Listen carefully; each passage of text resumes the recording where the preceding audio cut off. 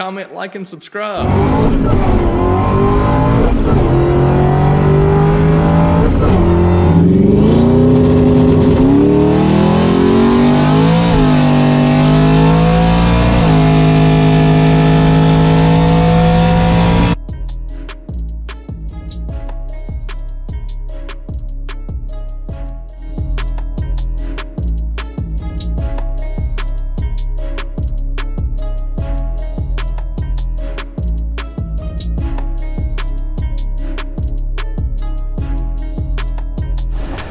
All right, back at the shop.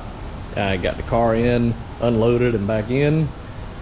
Just to recap what it is a built 4.6 engine, 281 cubic inches. I think it's bored 20 over with some diamond pistons in it, some billet I-beam rods, steel crank, iron block.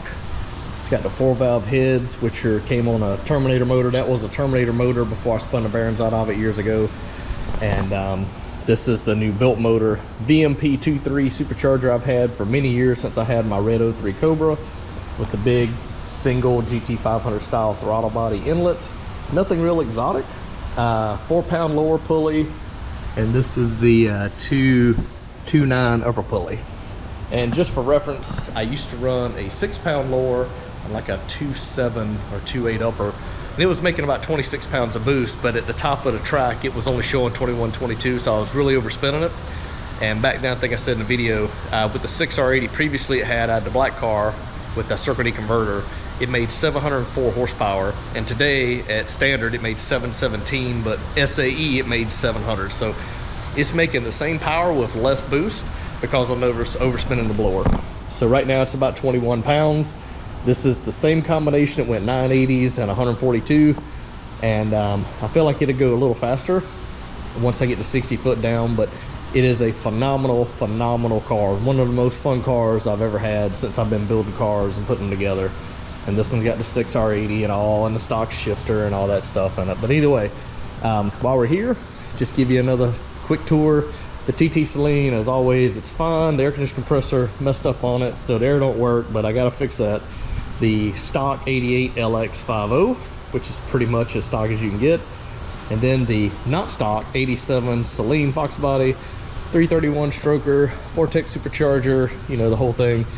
And yeah, I'll be talking more about that. You notice the belt's off because I've been troubleshooting it. And long story short, I think I'm gonna pull the motor out. But for now, I wanted to get this 100%. What I had to adjust was the idle. Sometimes a cold start, it would hunt real bad. You had to kind of help it, hold the throttle down to get it to warm up. And then once it was warm in gear with the 6R80, sometimes it would try to hunt for idle. So Caleb adjusted all that, ran it on the dyno. Like I say, 700 at the tires, runs great. And I just got to clean it up now and it'll be done. But Caleb did the tune on it years ago. His dad Melvin built the motor previously when we were all working at Fast Lane together. And it's been a solid combination. I mean, just a L&M camshaft, so I could adjust the idle, make it cam really hard, but that ain't what I want. I want it just to be something nice to drive and not have to worry about it trying to cut off at a stoplight with the air conditioning on and you're turning and, you know, you need to... Anyway, so than that, that's a quick update. Some more about Caleb and the shop, because he was super busy today. Cars are coming in and out, so we didn't get a chance to kind of sit down and go through the history, which I'll probably do in the future. But Caleb and I started working together back in the mid 2000s at Fast Lane. Him and his dad opened that shop back around 2001, and I started working there in 2006 and worked there up until 2023 when Melvin sold the business.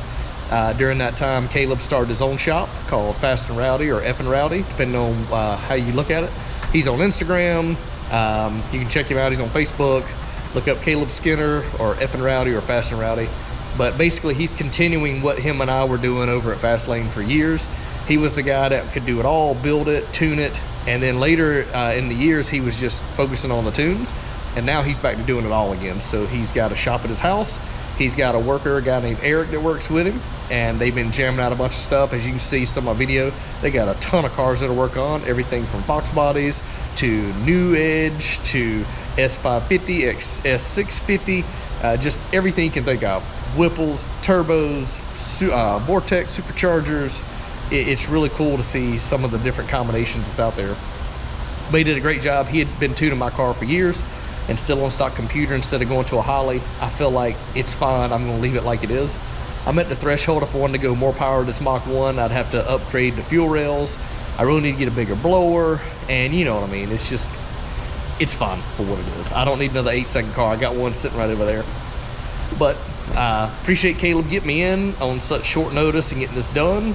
And we'll be doing something, collaborating more in the future. I'll try to go back over there and we'll talk more about his cars, his orange twin turbo car, and called the Ego Crusher, if you've heard of it over the years. And his wife's car, which is S550, Mr. Chrome, I think they call it Mystique. And it's a twin turbo Coyote, really cool car. His daughters have Mustangs, and his son, I think, has a drift Mustang he's working on. He was telling me about, Garrett was telling me about today.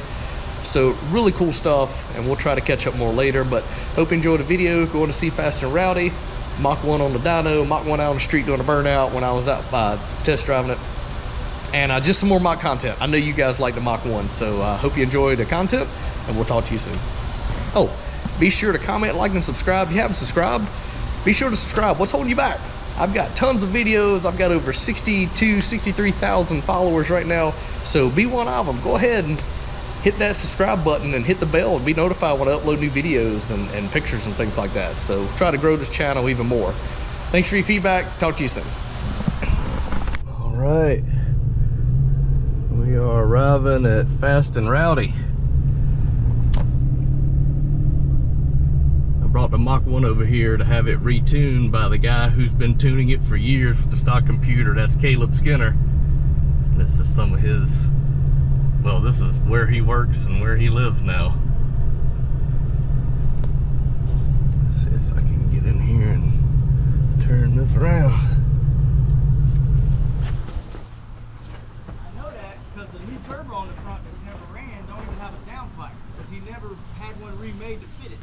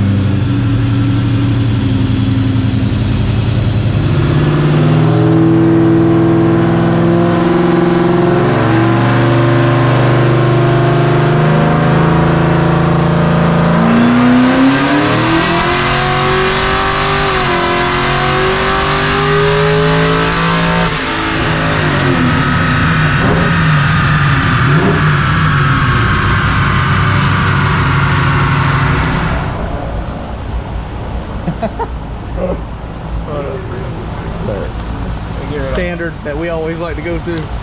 No, that was just changing the, like, it puts them little peaks and shit on it. Yeah. Man, that's crazy. Look at the torque converter locking up. It just sucked it down like crazy. Yeah. Look at that. SAE. Not bad. Not bad at all.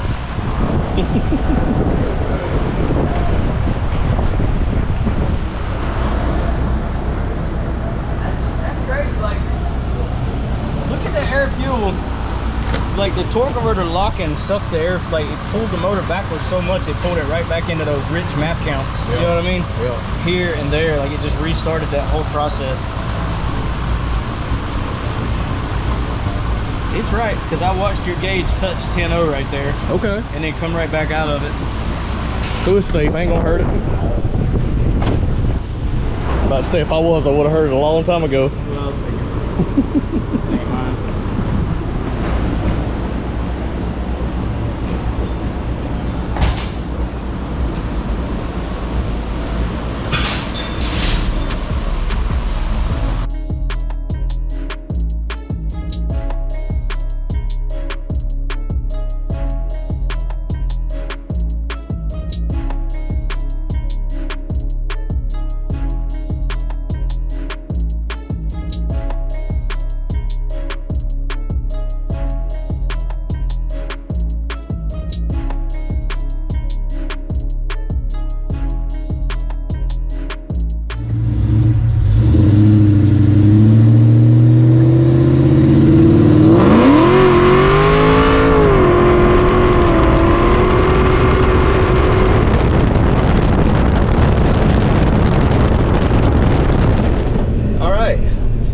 back to the house.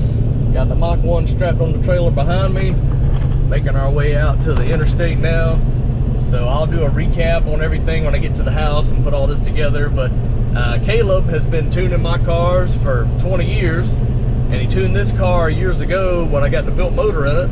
And it's still on stock computer with a SCT tune. So I let him check it out. And what's funny is when I dynoed it years ago, cut out real quick.